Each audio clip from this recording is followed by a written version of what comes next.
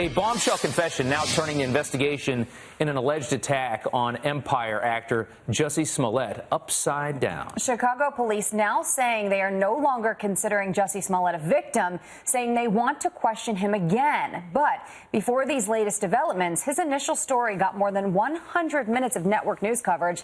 So how did the media get this one so wrong? Now, in fairness, we don't have the final outcome from police yet. Yeah, but we see the way it's starting to move now. Joining us live to react is former Democrat and founder of the Walk Away campaign, Brandon Straka. Thanks for coming on this Thanks for having me.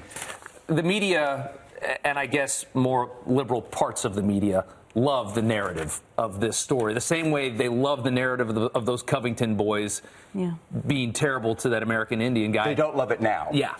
More so than looking at the facts, they love the narrative. Sure, absolutely. They wanted to believe it.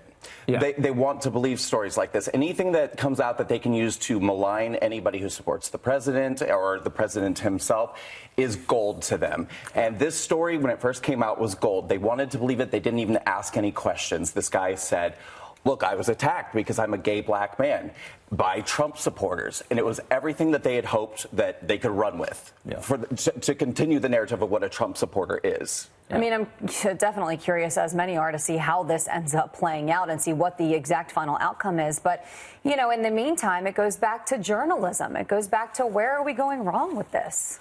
Well, that's absolutely true. But you also have to look at what I think is the complete arrogance of people on the left that believe that they can get away with things like this because the media does support them. They don't get scrutinized. Not a lot of questions are asked. Just, you know, look what did happen to those Covington kids. They were presumed guilty before there was a shred of evidence. But this guy knew that he could get away with it. But sorry to interrupt, but it's almost though, is it too much opinion interjected, whereas journalists should just be reporting facts? Journalists should definitely just be reporting facts, absolutely, and asking more questions. I mean, there were so many holes in this story right from the beginning. I mean, why is it that those of us on the right knew that something was wrong from the very beginning, but those on the left didn't? We're not all super geniuses. There were so many holes in this story that it was so clear something was very wrong. It was such a bold attack right outside of the Lowe's Hotel in Chicago, which if you've been near that, I mean, this is a fantastic area. It's right by NBC Tower. It's beautiful. Near great restaurants. It's just like you start to think like, wow. I mean, my first instinct was, wow, this happened there? Yeah. Like in this neighborhood? I was like, there's cameras everywhere, police everywhere. That's a very, very good area of the city. It is, but I feel like what this is highlighting for me is just the different levels of Trump derangement that there actually are. I mean, this is the kind of level where this guy couldn't even refer to the president by his name. He only could call him 45. I mean, he just had a hatred of the president.